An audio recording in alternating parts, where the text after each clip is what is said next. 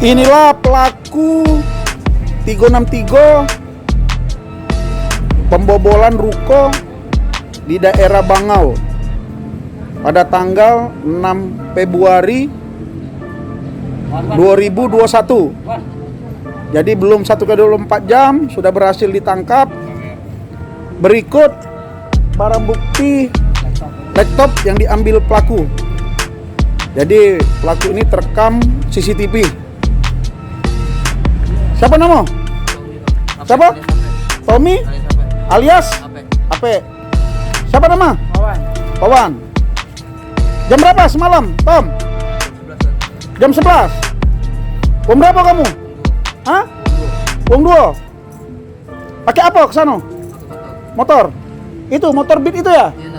Beat itu punya siapa? Punya kau? Punya kawan ya? Pakai Beat. Siapa yang bawa motor? Pe? Kau yang bawa motor? Yang kamu ambil apa, Pe? Kau kan di dalam? Laptop sama? Sama HP2.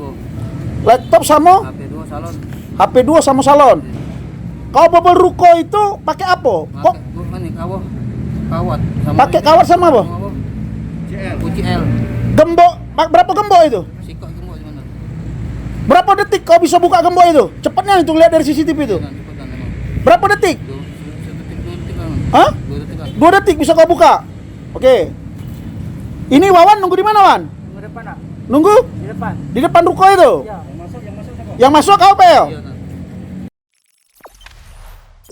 Jangan lupa subscribe, share, komen, dan like ya.